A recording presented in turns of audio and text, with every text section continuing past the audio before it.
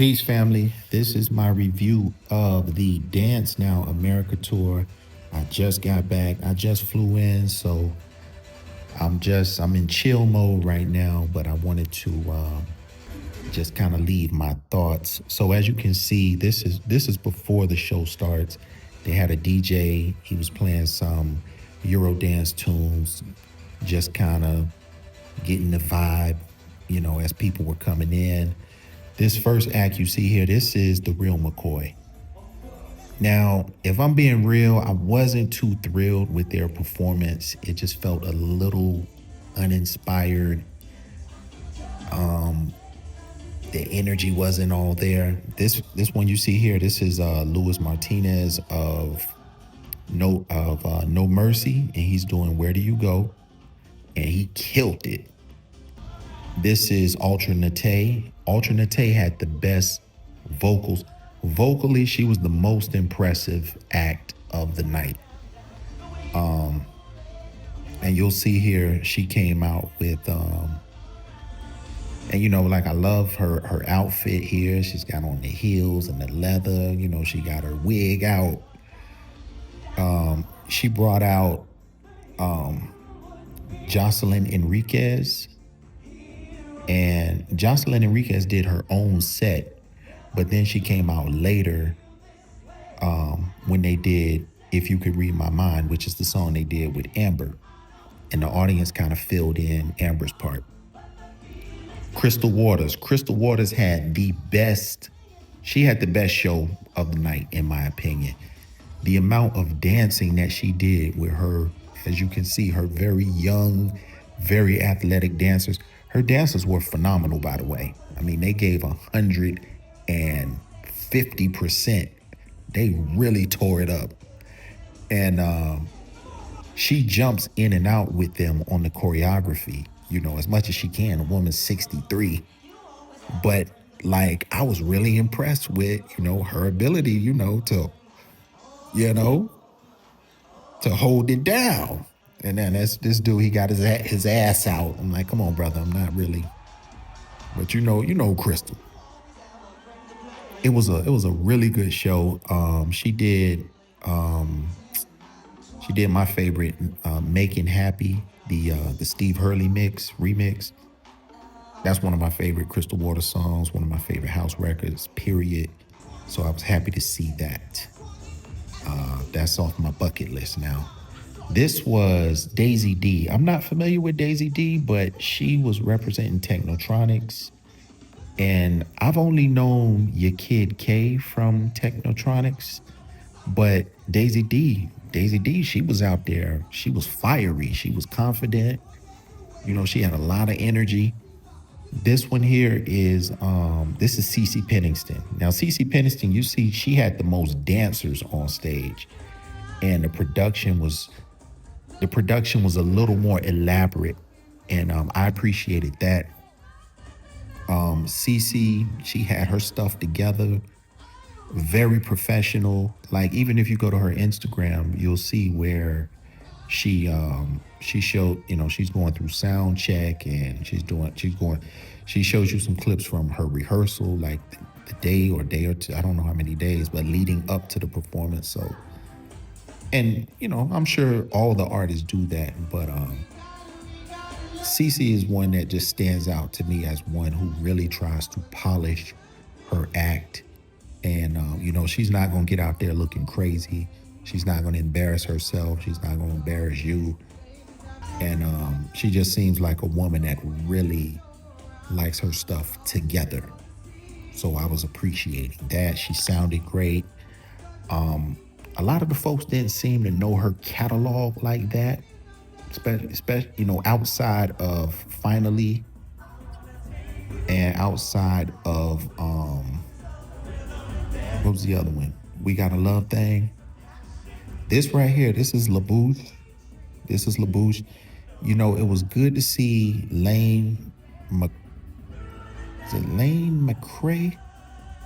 I might be saying that wrong. It was good to see Lane. It was good to see an original member of Bouche. Obviously, Melanie Thornton, she passed. God bless her.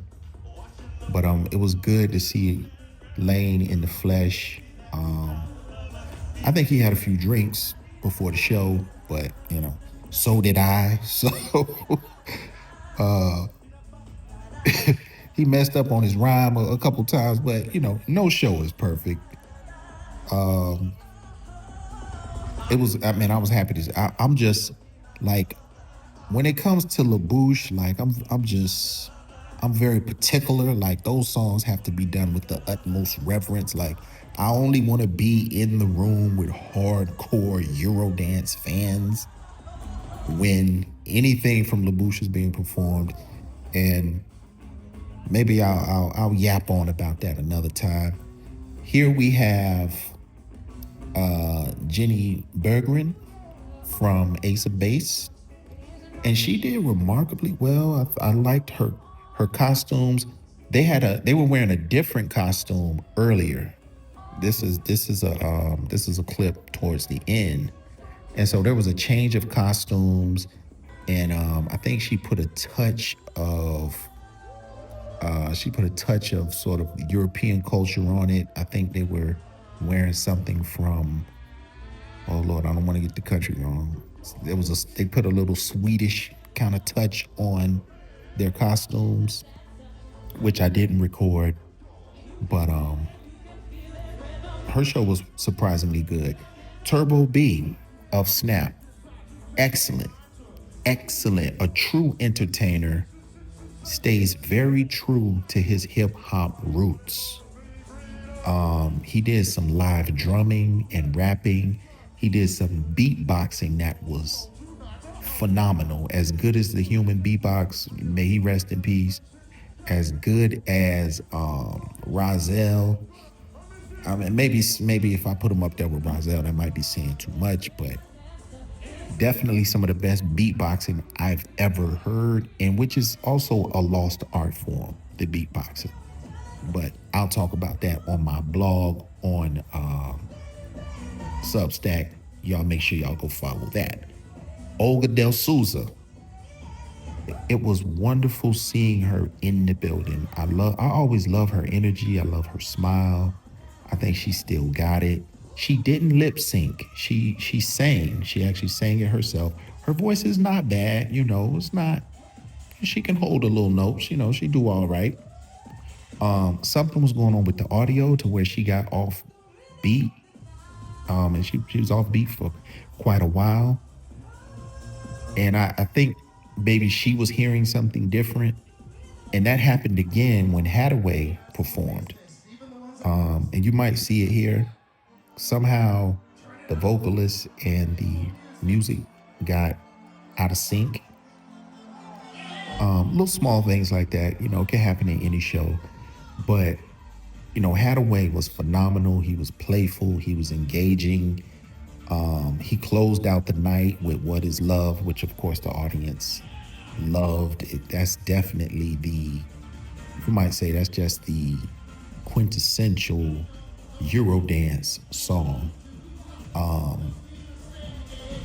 And it was good to see him, man. And I have to remind myself that these artists, they're in their 60s now. I flew in from Houston. I flew into Fort Lauderdale, and just going through the airport, I was tired. So, and I'm in my early 40s. So, we got to respect the game. I can't expect, I can't expect everybody to just I can't expect these artists to jump out here and be moving around like they're 21 years old again. And they really don't have to, really, they can just show up and do the music, and the people love that. It was truly a privilege to be in the building with all these legends. That was my first time seeing them perform, any of them. And I was just happy to be there. It was a great time. I hope they do it again, because I plan on going. Pretty much any Eurodance events going on, whether it be stateside where I am or internationally, I'm gonna try to be there, especially in 2026.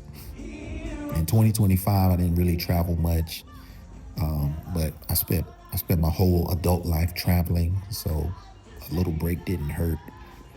But 2026, I wanna get out there. I wanna do some things.